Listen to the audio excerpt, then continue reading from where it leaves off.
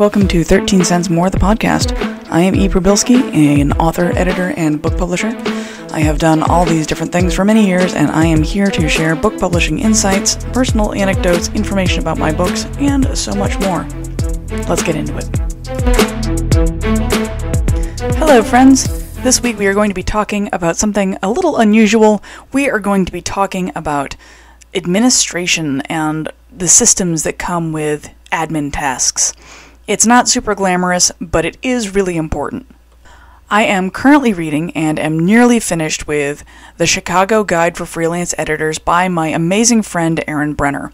I've been doing a lot of deep thinking about my editing business and my writing business, and I have come to the realization that admin tasks eat up a lot of my time, and there are tools out there that can be used by authors as well as editors that she discusses in that, and also ones that I've come across. So I really wanted to discuss some of the things I'm applying to my editing business that really could be useful to authors. If you don't know what counts as admin tasks, there are things like answering emails, updating your website copy, scheduling social media posts, writing and recording my blog like this one, setting up a newsletter, so on. It also includes things like time tracking, handling finances, and those fun activities. Authors are really often focused on their writing like laser beams, which, understandably, writing is our bread and butter and is really the thing we want to be doing. But the rest of this is necessary, even if it can be frustrating and irksome. As a full confession here, my administrative side of things has been a severe mess for a long time, and things are now shifting in my career, and I've discovered weak spots in my process that I need to address. So that is where a lot of this is coming from, and honestly, it's just a fact. As such, I'm hoping that I can spare you some of these things that I have experienced so that you don't need to do the same things I did and make the same mistakes. Alright, so what is my admin process? Well, I'm working on kind of uncovering that. At the moment, I have it set that Mondays are my admin day. It's a day of the week I write and record my podcast. I set up my marketing posts on social media outlets. I do my scheduling and arranging for the week and all that kind of stuff. I try and get all of that finished on Monday as much as possible so that the rest of my work week, so the other 4 days, are focused on writing and editing. That said, during the week, I still have to do things like check my email, and rather than leaving it open all day, I actually check it a couple of times during the day. I check it in the morning when I first get in, once around lunchtime, and then once before I close up shop at the end of the day, unless I'm looking for something specific, like I've got a client who's supposed to be sending me something that I'm keeping an eye out for. I also run filters on my emails, so things get sorted into the folders. Some things also get just straight up deleted. They're not spam necessarily, but stuff like notifications from my WordPress websites that my plugins have been updated. I delete those because I don't need to see those. In addition to that, I have a physical to-do list that I keep on my desk that I write things in during the day, and at the end of the day I collate everything so I can push them around as needed. Some of the advice I really liked out of Erin's book was always leave room for 2 more things. That kind of struck me because, honestly, like so many people, I have this habit of over-scheduling myself and ending up feeling like I'm constantly playing catch-up and always feel like I'm behind. Her suggestion of leaving room for 2 more things means that when something inevitably takes longer than I expected it to, there's room in my day rather than having to play catch-up all the time. Also, thanks to Erin, I have started exploring things like text expander software, which lets me type in a command and spits out a pre-written chunk of text. I use it for things like I make comments in manuscripts as part of my job, and there are some comments that I make over and over again. For example, you switched POVs here, double check you're the character POV. I make that comment a lot in certain manuscripts, so I can just type in a couple of characters and boom, it spits that out and I can move on. It minimizes the amount of time I have to take. The text expander I'm using is called Beef Text. It is free and open source, and it is great. I'm enjoying it. I'm also using an open source like Asana Monday style project management software called Focal Board. Having things listed out for me in there is really useful, and I'm also reorganizing my file structure to make it easier for me to find everything and keep it cataloged. I have been working on this all day up to this point. It is 3:30 p.m. on 8/19, so a Monday, a week before this is getting launched. And getting everything organized takes time. All of this is going to take time. But I'm hoping that after I get everything done, it will mean that I have to spend less time on these tasks in the future. An ounce of prevention and a pound of cure kind of situation. Okay, so why is having a system important? Because this certainly sounds like an awful lot of work.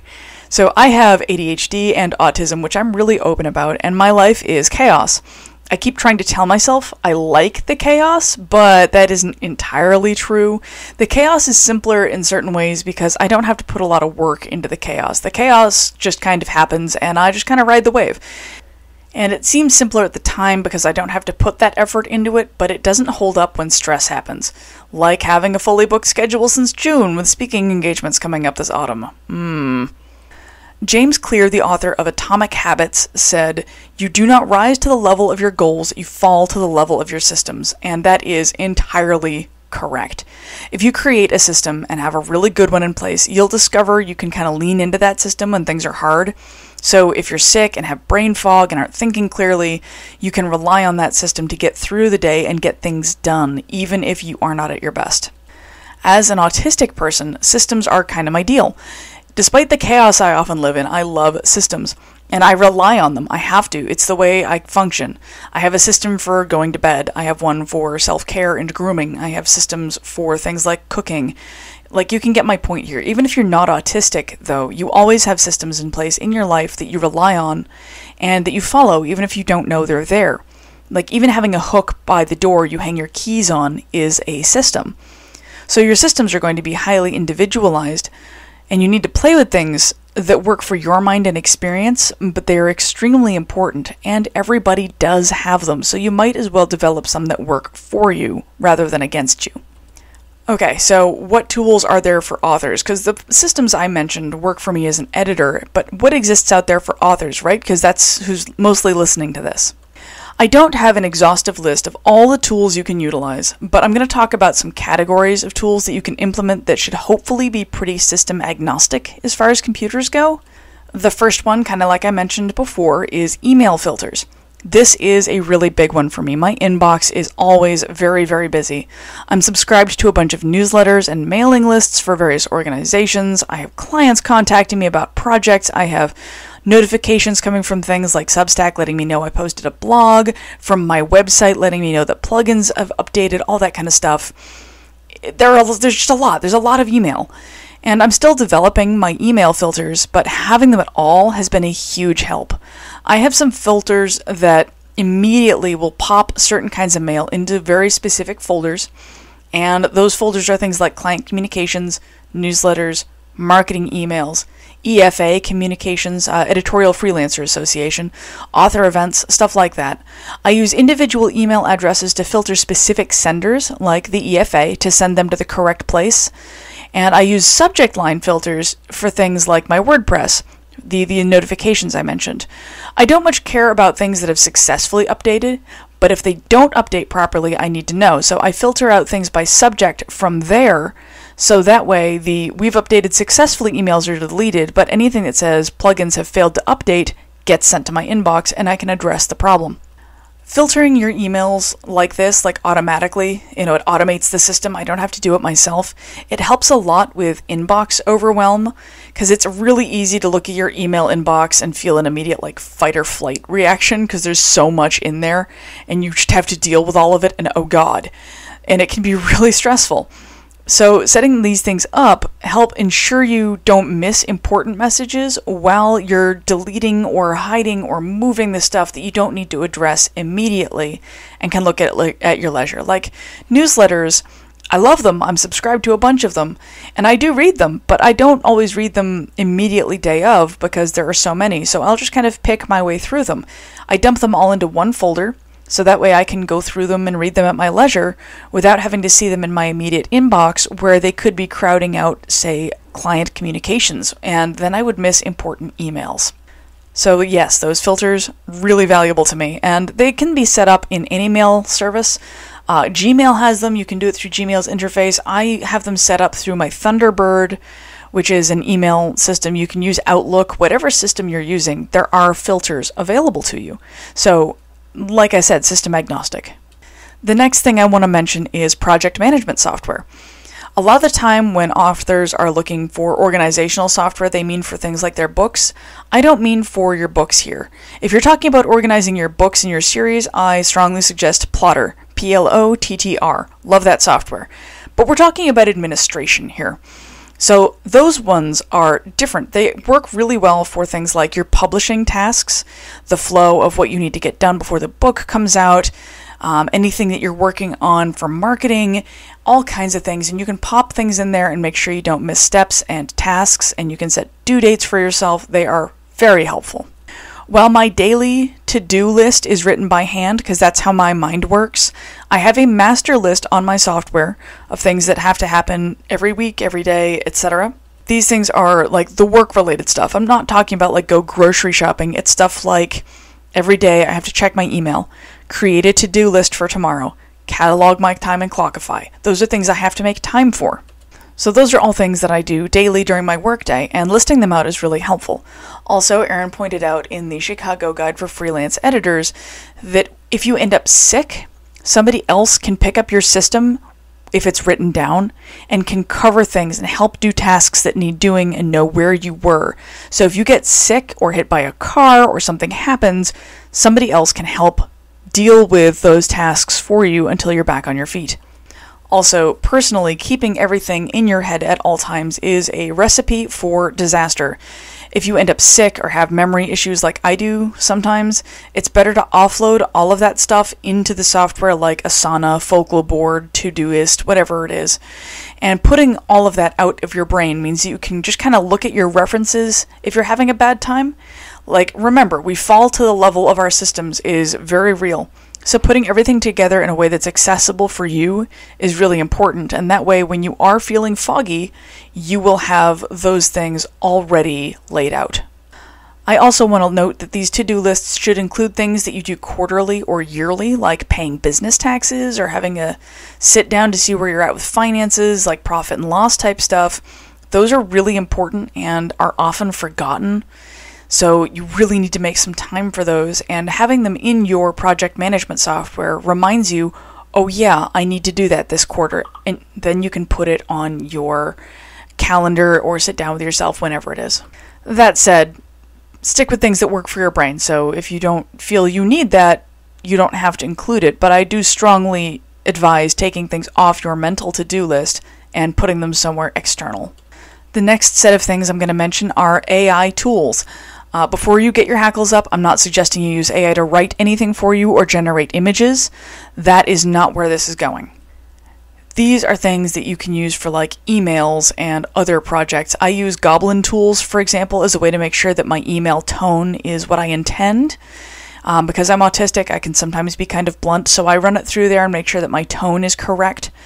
You can also use AI to collate data in ways that can be really tough for a lot of us. I know that when it comes to crunching numbers regarding like how my ad spend is going and all of this stuff, it hurts my brain. I struggle with that stuff.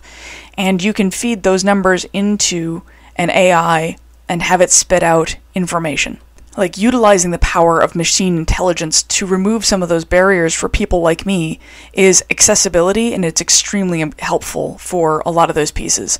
It's not a replacement for human ingenuity, but if you're just needing it to crunch numbers and put data together, it can be really good at that. In addition, you can have tools like Grammarly that can help you write emails more quickly if you're doing something like writing a pitch or querying or working on a newsletter. I'm not saying you should let it write for you, but you can use it to grammar check and make sure things are clear. And like, honestly, who hasn't sent emails with embarrassing typos? So you can absolutely use Grammarly to help iron out some of those things. The website Futurepedia, Furepedia, has a massive list of AI tools that are honestly pretty well organized if you want to kind of meander through there and see what's out there.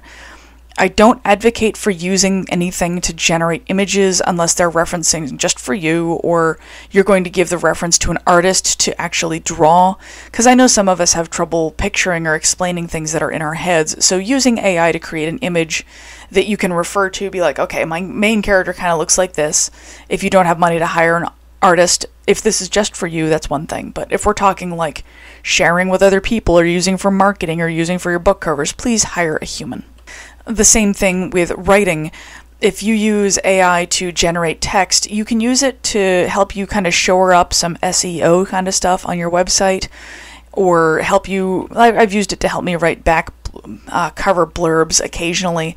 I'll write something, I'll pop it in there and see what it comes out with and workshop it a few times until I'm happy with it, because it's better at marketing language than I am a lot of the time, or it will come up with an idea that I like that I can modify for my own use. The next one I'm recommending here is, in the other direction, hiring a human being. We're talking about author assistants. These people can schedule social media posts, help you sort through email, and help you with other admin tasks. They are very helpful folks. They don't have to be extremely expensive either. You can hire like a teenager for some pocket money if you want to hire them to just like post some stuff for you. These would be people who aren't writing things, they are just popping things onto your social media if you don't have something like Hootsuite that does it for you. I mean, if it's a teenager, though, I'd kind of be careful about giving them unfettered access to your business internals without knowing them really well, because even one well-intentioned could make a mistake, but you can still do it. That said, there are professionals who do this as a business, and they can do everything from composing social media posts to handling emails and inquiries about things. Those people are worth their weight in gold, so if you can hire one and you're at a point where you need one, definitely give it a think. The last of the things I'm going to suggest you look at for tools for the admin purposes are things like time tracking. I'm aware that authors are not charging by the hour like editors are, but you are going to be spending time on certain elements of your business, and knowing how much time you spend on those things can give you key metrics to know where you need to shore up your processes. You can see trends, identify things you spend too much time on, and so on. Myself, I use a program called Clockify. It has a really powerful free version that does everything I need and allows me to automatically track what tasks I'm doing. It's running right now in the background of my computer, and it tells me how much time I'm spending on what things. I find it incredibly useful, and at the end of every workday, I go through my activity, sort it out by project and client and task and that kind of thing, and it spits out reports. I also use it to track the things that distract me. So if I'm spending a lot of time on Facebook, it will tell me, hey, you've been on Facebook for this amount of time per day, and I can use it to decide, is that something I need to look at and pay attention to? There's also the program Sukha, S-U-K-H-A. It handles things like sprints and focus time, so you can use it to really, it'll notify you if you end up on a social media website or any of the websites you warn. The coach on there will be like, hey, should you be doing this right now? It's extremely helpful. Clockify works better for what I need in terms of tracking what I'm doing for clients, but Sukha is really great at keeping you focused. Ideally, I would use both, but my laptop is very sad and could not run both of them, so right now I just use Clockify. Also, the owner of Sukha is a really phenomenal human being, and I would be remiss if I didn't give him a shout out. He is great, and I have known that company for a while, so I strongly suggest them as focus software if that's something you would like to dabble in. Alright, we are 16 minutes into this podcast, which is very long for me, and that sounds like an awful lot of things that I have talked about at length. And I get it. It's kind of intimidating to sit around trying to develop a system, and all of these things feel like they're a lot. And I regret not having done this sooner. That's the thing, as your career moves on, you will discover that you are fighting against real life and other difficulties. And if you want to hit the big time, you're going to need to prepare for that by putting in the groundwork and putting those systems into place in advance. Putting those systems together when we're small saves us trouble as we grow. You can expand those systems early, rather than, for example, trying to create systems while juggling 4 speaking engagements back-to-back clients and trying to publish 2 books. If that sounds awful personal, it's because it is. The more work and preparation you put in advance, the better off you're going to be when the deluge happens. It's kind of like digging irrigation trenches before you plant, or putting in infrastructure and having gullies and stuff set up so that when a flash flood happens, it doesn't wash away the entire town. It will definitely do damage, and it'll be a lot, but if there's infrastructure in place, the entire town won't be washed downstream, whereas otherwise it definitely would be. The good news is also you can implement all of these systems a piece at a time. Start with one thing and explore it. play with some options, poke around at like trial periods on different software, explore open source software, see what works for you and what you can incorporate into your daily routine. But you don't need to do all of this at once. Choose like one thing at a time. I mean, for some of you, you might not need any of this at all, but knowing it exists and what you might use it for once you reach a place in your career where it becomes germane is valuable information. If nothing else, play with some of these ideas and take notes that you could use for later. And as I said earlier, it will be far less overwhelming if you start your journey early rather than trying to undertake it later and apply things retroactively. Implementing things when you're first building new habits is way easier than trying to undo habits when you've been doing them for 16 years. Yeah, so it's better to start by building a system rather than trying to learn one all the way in. And even if the established system is garbage, it will be the habit you are trying to break. It's easier to make new ones than break old ones. Ask me how I know. I hope you all have a great week. I will see you next week. Take care.